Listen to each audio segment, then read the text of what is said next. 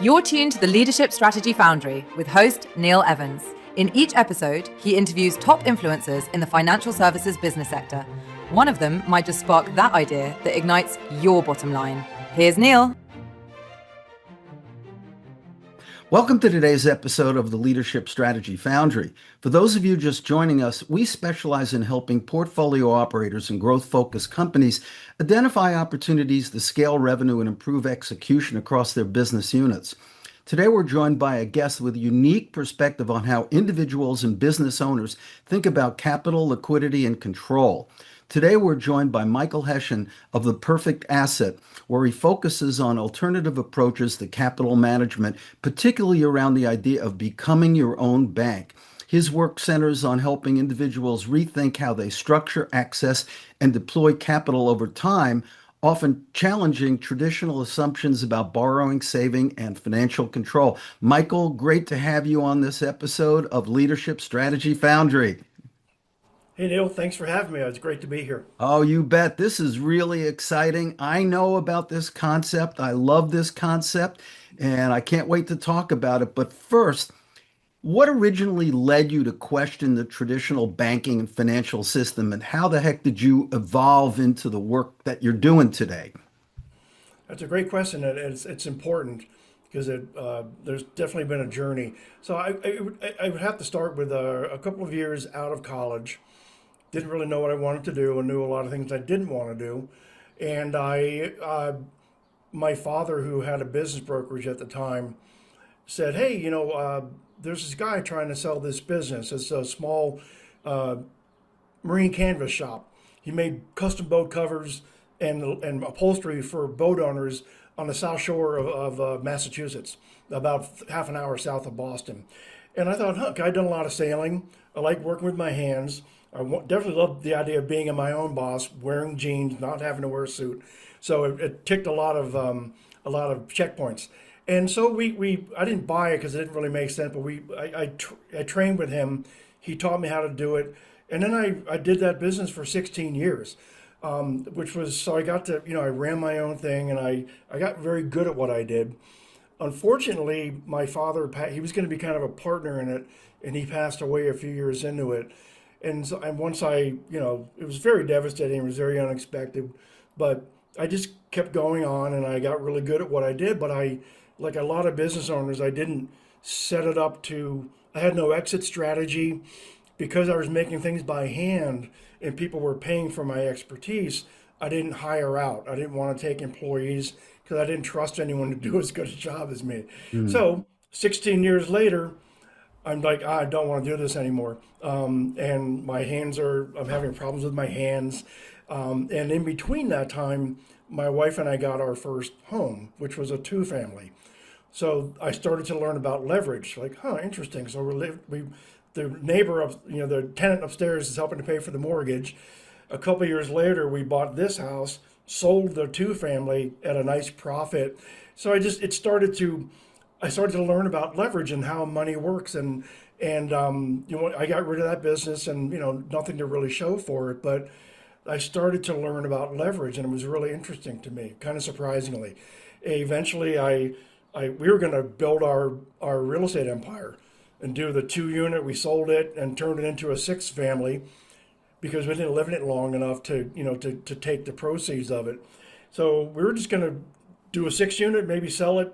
Some years later, the idea was maybe 20 years down the road, we'd have, 200 doors as it was, maybe multiple apartment buildings, our real estate empire. And then in between, I learned how to trade in the markets too. It just seemed interesting to me. So I was trading options and currencies and futures. So I learned a lot there. And we got hammered in 2008, like a lot of people did. We actually went through bankruptcy. So all these things, being a business owner, learning about leverage, learning about being over leveraged, and not being prepared when things outside forces sort of force their hand upon you, it really kind of informed me. And once I kind of emerged out of the bankruptcy, licking my wounds, it was hard. I took it really hard. My wife was much better, coming out of it than I was emotionally. But eventually I was kind of got back on my feet, got a couple of jobs, which I hadn't worked for anybody in something like 20 years. And then I got back into the financial world because it was interesting to me. And because of my experience in the market, trading in the markets, I saw that Wall Street, the big banks, they really run the show. And you can get in there, and some people can make money in the market for themselves, but it's hard because they have so many advantages over just regular people. And that kind of informed me. I thought, okay, it's kind of rigged in a way. And then you start to look at things like 401ks and all these government sponsored programs. They kind of sound like they benefit regular people, but they really benefit to me more, the power structure, Wall Street, the big banks, government, that kind of thing. And so I didn't want to be a part of that. And then I started getting into the life insurance business, and then learned about these whole life insurance policies that really put the power back in the control of individuals and families because of the way they're structured. And it's just really kind of landed for me. So that's kind of the short story behind it. It kind of got me to where I am now. And one of my motivations is to show people how they can set themselves up using these policies, having their money inside of them, where when bad things happen, we're due for a bear market at some point. You're not wiped out like I was back in 2008. Gotcha. Yeah, So I'll tell you what, before we move on, why don't you just give about a minute primer on exactly what this program is so that my following questions will, resonate and make some sense with the audience. sure. Yeah, maybe I'll just. So this gentleman named Nelson Nash, R. Nelson Nash, wrote this book in 2000. He started teaching mostly business owners and open-minded financial professionals that they kind of dropped the ball on the power of these long-standing whole life insurance policies that are offered by what are called mutual life insurance carriers in the U.S. There's maybe a dozen of them. And it was very common back in last century for people to hold a lot of their wealth inside whole life. It was kind of normal. And then over time, with the advent of 401ks and all this qualified money, that kind of started in the 70s, really, people just kind of forgot about these things that are still they kept plugging along. They're kind of like the tortoise and the hare. These companies, these policies just kept doing their thing with guarantees and no stock market exposure. And people kind of forgot about them. So Nelson said, look, you need to understand how they work, start to implement it for yourself, and teach your clients about these things because they're brilliant. So it's basically using whole life insurance contract, almost like a hybrid of a savings and liquidity and line of credit that you own and control, that grows guaranteed. So it's kind of similar. The growth inside of it is similar to a high yield savings account as far as the growth, but you completely control it. It all grows tax free. So it's completely different. So it's a way to just have more control and certainty around your wealth. And it's kind of like having your money being professionally managed by these long-running mutual life insurance companies that have been doing it for 150, 175 years, very successfully, very safely. And then you can also access all that capital for whatever you need. So it's really important that people sometimes will think of whole life in terms of investment. It's not. It's a savings and liquidity vehicle that you can use for investments or whatever you want. So it just becomes a very foundational piece of the puzzle. So that's kind of the gist of it. Yeah, so just give a bread and butter example, like you want to buy a car or you want to buy a house or you want to buy a toy, right? Yep. Yeah, I might have mentioned this when we spoke before. I have a recent example with a client who she's about a year into her first policy. Maybe it was not huge, maybe $14,000 a year in premium, something like that. I knew she had a new car she had recently bought. She's paying $1,000 a month for it, probably 8-9%. She could afford it, not a problem. But I said, look, next time you have to pay your annual premium, you'll have enough cash value in that policy to take along. When you access the cash value in these policies, you can pull it out of there, but we don't recommend you do that.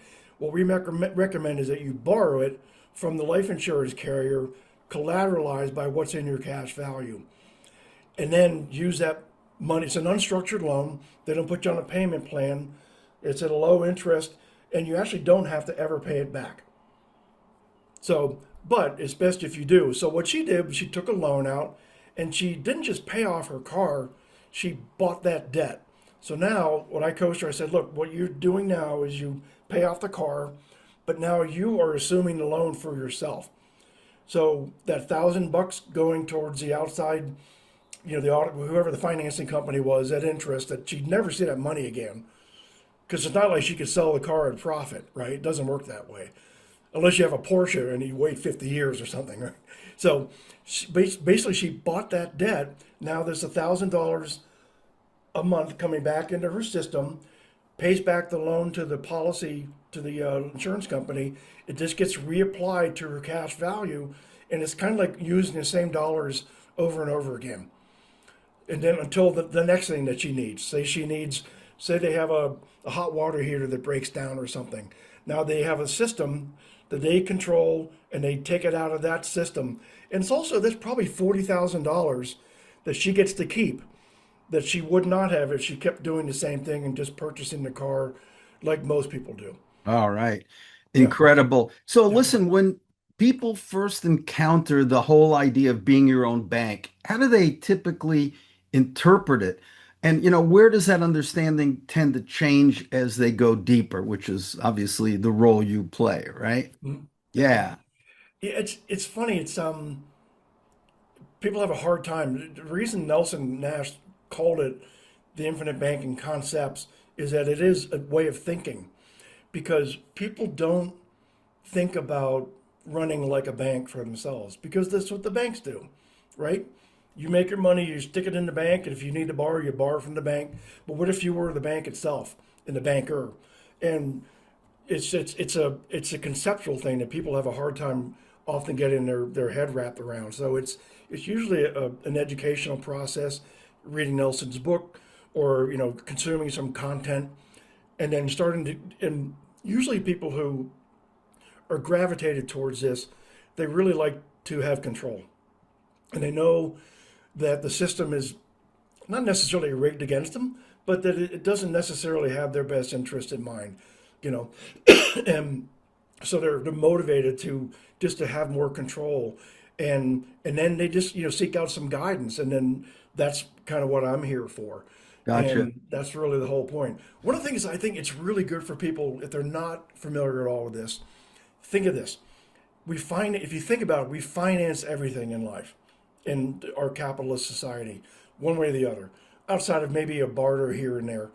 If you think about it, so this is the problem that Nelson addresses in the first chapter of his book. He says the problem is, because we finance everything, we either save up our money that we're making income or wherever our money's coming from, we save it up and we pay for our stuff, whether it's groceries, utilities, vehicles, whatever. Or if we don't have enough in our savings to pay for that stuff, we borrow from an outside lender. In both cases, in the case of where we're paying cash, our own money, we lose the ability to earn any interest on that money because it goes away from us and we're never to be seen again. We get our stuff, but the money is gone and can't grow for us. On the other side, if we borrow from a lender, that interest goes to them. So we're losing. So in both cases, the money that we're putting out there, most people, unless they start to do something like this, the ability for that money, which is really our biggest asset, is the money that you make over a lifetime, if you think about it. Right. So if you could have more control over it and have a way for that money to actually grow and compound, you'd just be much better off, and it's much more peace of mind involved as well. Gotcha. As Yeah. someone, starts to explore, alternate ways of structuring their capital like this, what tends to stand out early as either appealing or difficult to grasp? For someone who's looking into doing it, Yeah, yeah, they're exploring alternative ways. This is obviously a very alternative way, right? it is and it isn't. It's funny. I always, in a lot of ways, I did a radio show last night, and I was sharing I have an ebook, and in one of the little chapters, I talk about how in human beings, how we keep looking for that next thing, and that's great, but we often forget about things of quality that are already in existence. You think of like in the Dark Ages, these people living in squalor, and yet there are these ruins of Roman aqueducts that are people who actually knew how to move water from one place to another, and it just gets forgotten about. And I use the story of I'm a musician. J.S. Bach is one of my favorite composers, probably my favorite, and he was largely forgotten about for 150 years or so after he died, because he had sons who were more successful than him. And it wasn't until this composer, Felix Mendelssohn, kind of rediscovered him and said, "Hey, we should check out this Bach guy. He was pretty good." And now with the advent of time, J.S. Bach is really probably the most popular composer, and he was just forgotten about because human beings, we move on and we forget about stuff. And I think that's kind of what happened in this case. So a lot of times I'll take people through a process, and I'll say, look, if do you I have a program that I use sometimes. We'll take a look and say, okay, we have to get basic income information and savings, but also, what kind of debt do you have? You have car loans, do you have credit card payments? Because I can show them once I get that information. Like if we start with a fairly modest policy and start going and buying that debt and then recycling that money back into your system for yourself, you can start to see pretty quickly, $200 is going away from you, 300, now it's coming back into your system. That adds up. So that's great for people who have outflow of money. Another one of my mentors called it, you really, there's a broader economy, but the most important economy is our own. Either individuals or families, the money coming in, where it's going. And you hear people say all the time, the money comes and it's gone, and we're all constantly trying to bring more in. And that's a good thing. But what if you could keep more of what you're making, staying inside your system? So looking, you know, I think it's an amazing program, but I do want to ask to really dig into this. When people try to implement a different financial strategy like this, where sometimes can things go awry? What could break this? There are obviously, this Yeah. is not nirvana, No, there's risk no. to every investment. I mean, this is not an investment platform. And I hope nobody, just blindly goes out and does this or that. For sure, I don't have all the disclaimers on here because that's not what this program's about, but it's such an interesting concept. I think people should be aware. But could you talk about where things could go awry in a program like this, please? No, it's a great, great question. It's funny, the first third of this book, Nelson talks about human behavior and how you have to overcome that. In order to succeed at the money game, there are things that you have to overcome that are sort of natural human traits. Things like the arrival syndrome. Like as you make more money, you see it all the time. People make more money, they get a nicer car, they get a bigger house. Hmm. And on the outside, it might look like they're doing great, and they are.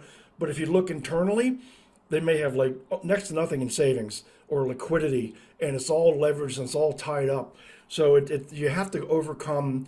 It does take a certain discipline. It's not for everybody. Hmm. I'll have people, we'll have a conversation, and they say, "Look, I'd rather just have my money and have some financial advisor put it into a fund and hope for the best." And I Hmm. say, God bless you, go for it. You're not a good fit for this.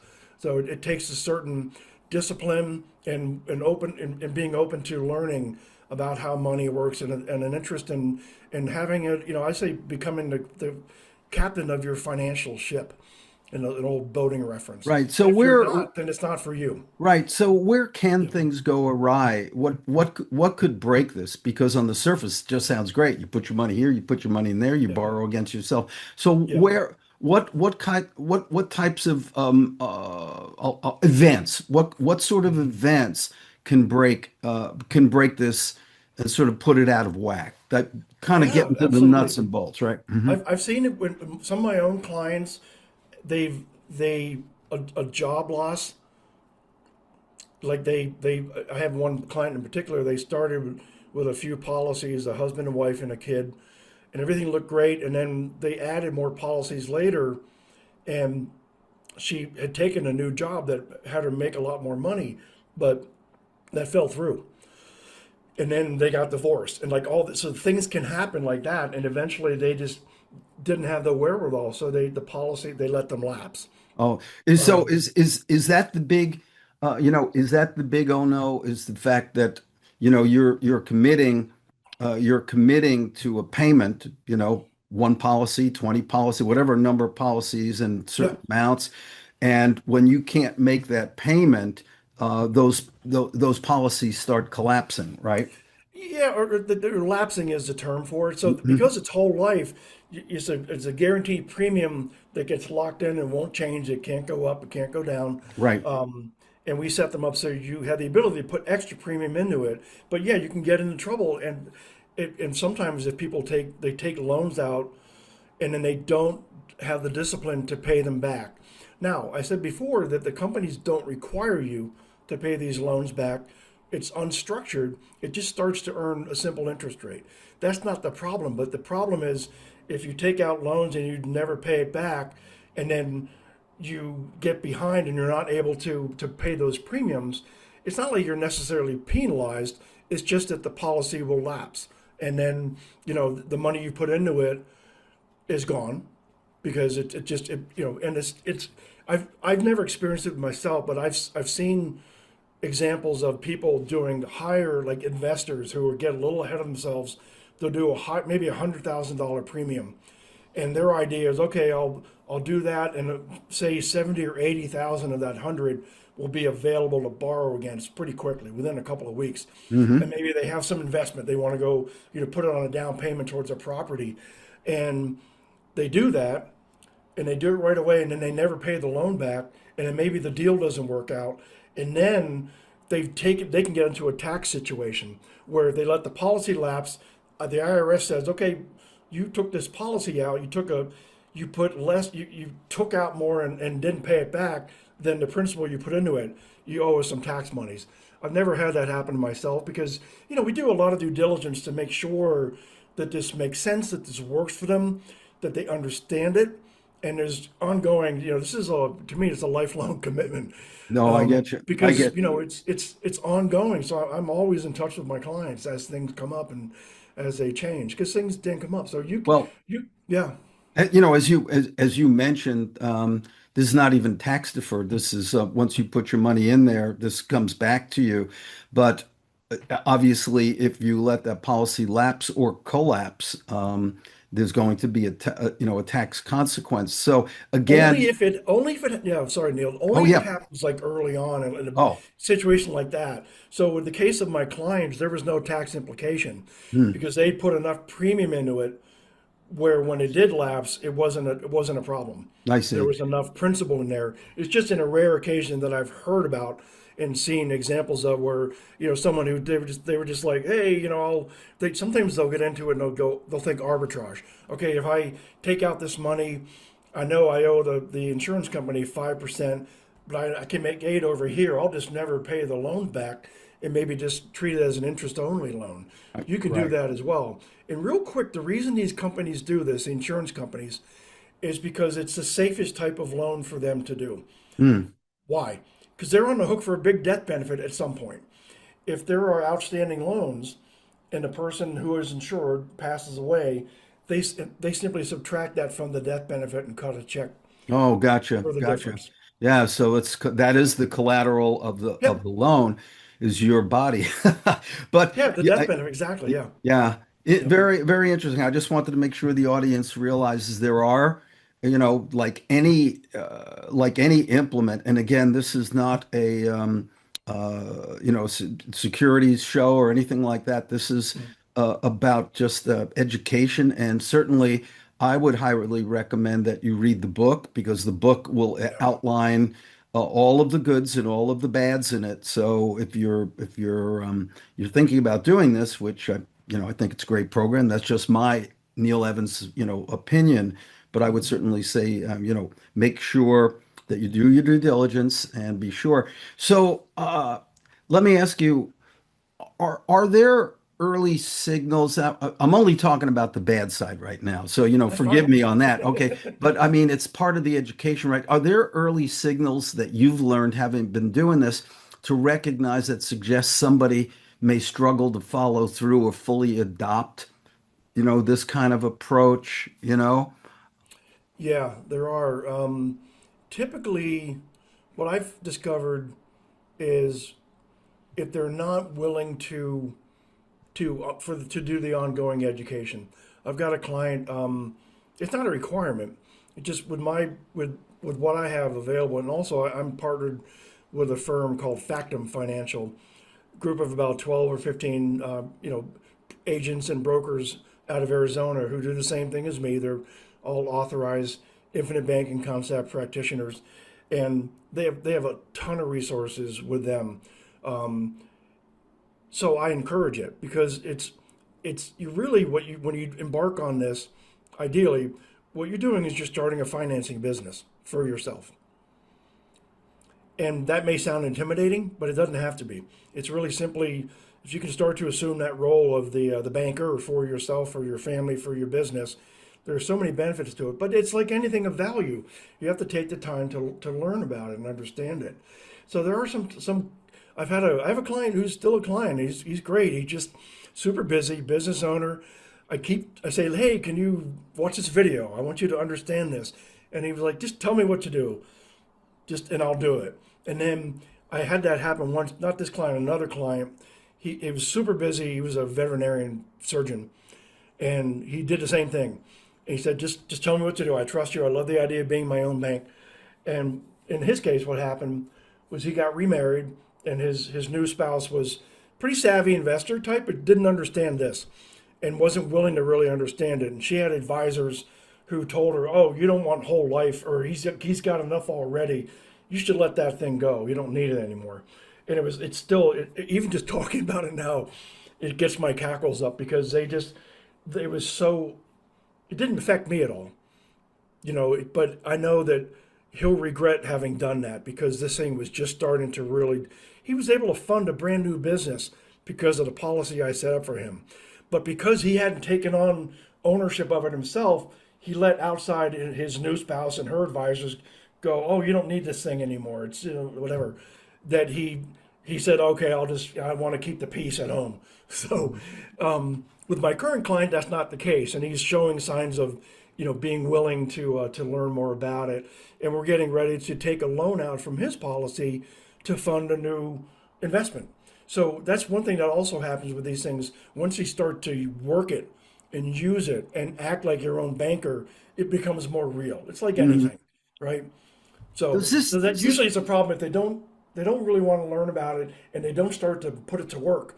Then they don't understand it, and then it becomes, oh, what am I spending this money for?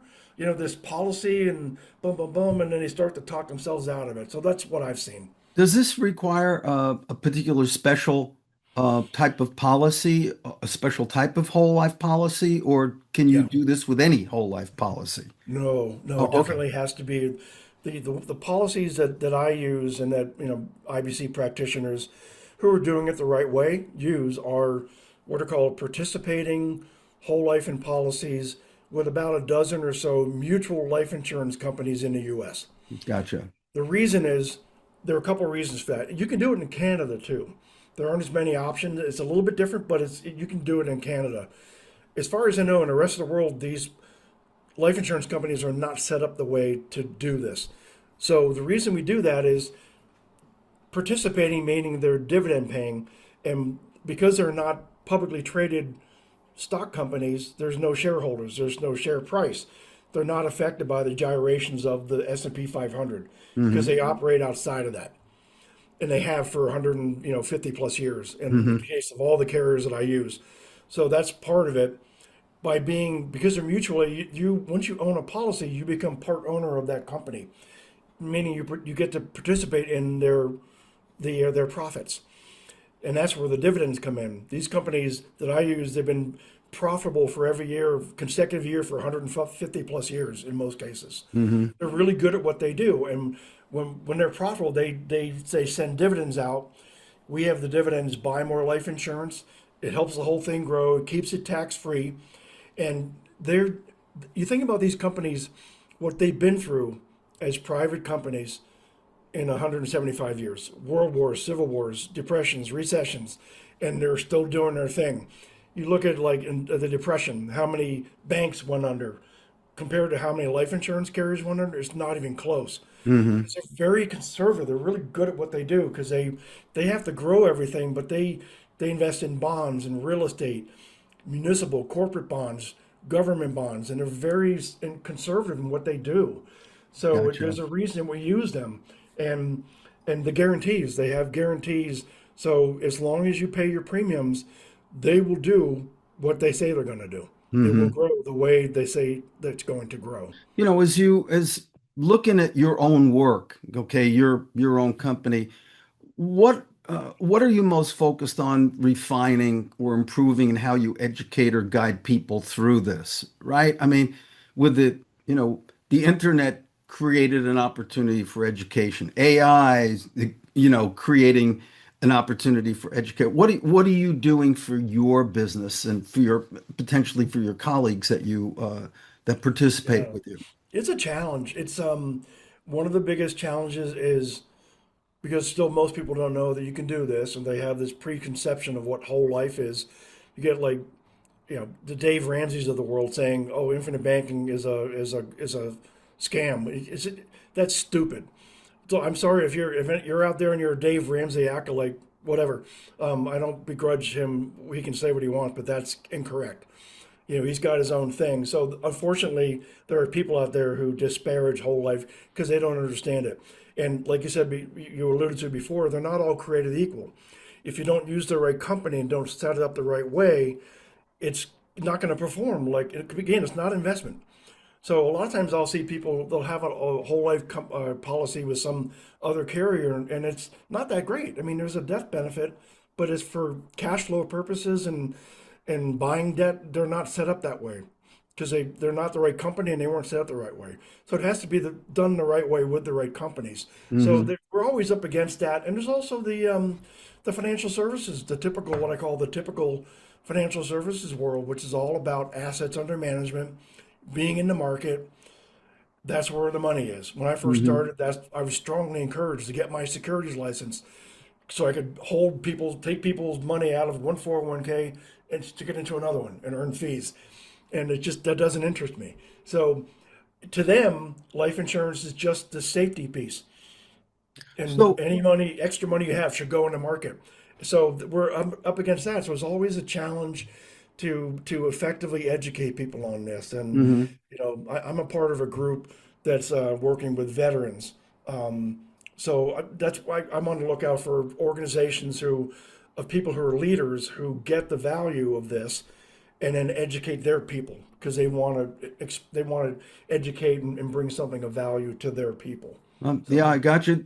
Is this somehow adoptable by companies themselves, or is this strictly an individual sort of enterprise? yeah, there absolutely are. I'm glad you asked that. I have business owner clients, and we tend to set up policies for them as individuals because Hmm. there's the individual market. Now they can use it for business. Like I Hmm. mentioned before, that client who's going to take Right. out about $100,000 loan to buy a rental property. Hmm. Right. So there are business side of in life insurance called buy sell agreements Hmm. or key person. That's a whole nother world, and you can do these policies as well on those, or also employee retention policies Oh, where gotcha. so it's absolutely, they're a little different. I tend to go towards the private policy initially because they're more private. These contracts are private between yourself and the insurance company. Right. So Hmm. even if you like a family goes and they want to get like college funding or take loans out for their college funding, and they have to show the banks, hey, here's our savings, here's our all this stuff. They cannot look inside a cash value of a whole life insurance contract Gotcha. to see what you have in there. So, Yeah. so a business owner would use this and can use this as an incentive, like Yeah. golden handcuffs sort of, Yeah, exactly. conversation, right? Yeah. Gotcha, gotcha. It's an interesting Yeah, concept especially if they're because it is. smaller and don't have to do 401ks and the like. They Hmm. could say, look, I have this one employee who is super great, and they're really more important to than I can talk to them and say, hey, let's set this thing up. We'll fund it and pay for it. Hmm. But maybe we'll give you access, maybe not, but we own it and run it. But you stay with us for the next 10, 15 years, we'll hand ownership back to you, over to Gotcha, you. Yeah. gotcha. And they wouldn't have So to tell the other employees about it. yeah, Right. as more people become interested in alternative, to traditional banking like this, where does the pressure show up first in helping them, kind of in the transition? Is it the mindset, the structure, the discipline, or something else?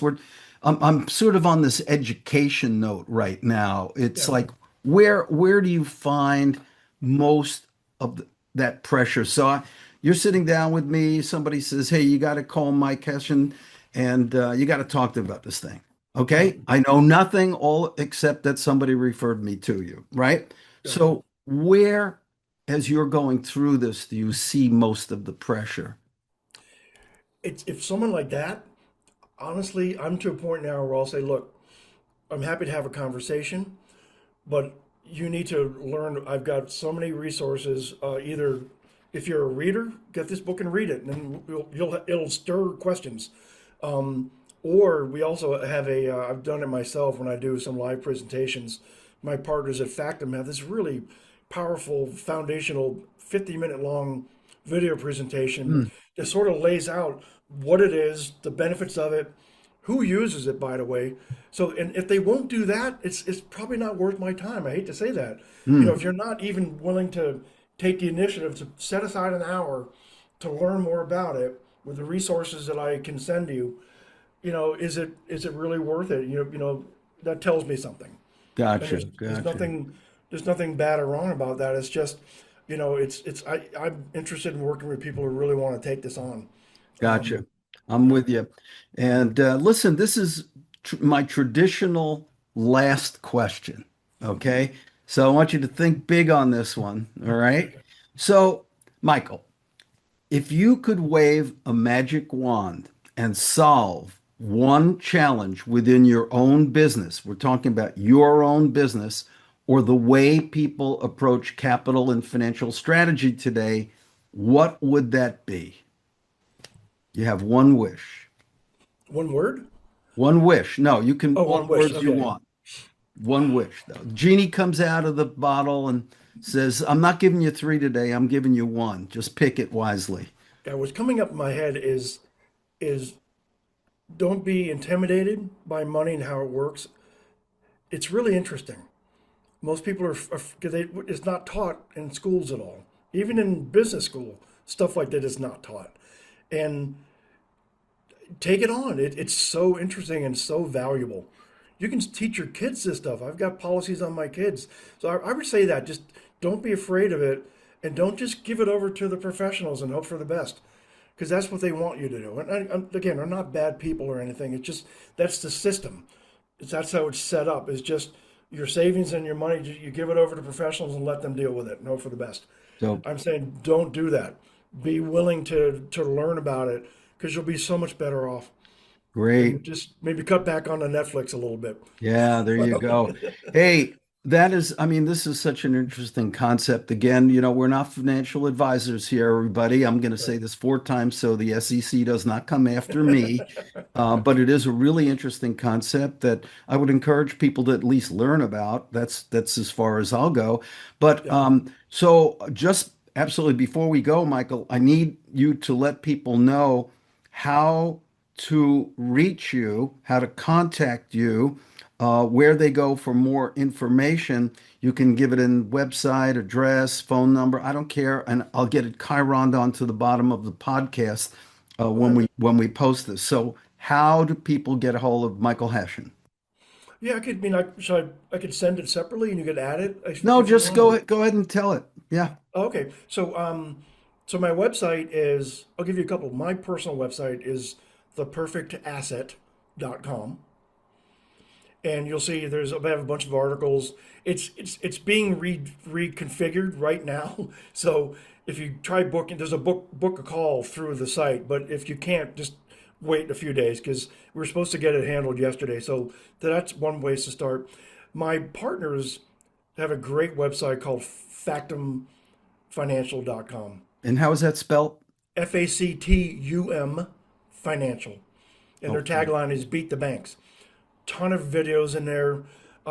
It's a great resource to learn Nelson's book. But yeah, go to the website and then you can reach out to me at my cell phone is 401-354-9902. I'm happy to help.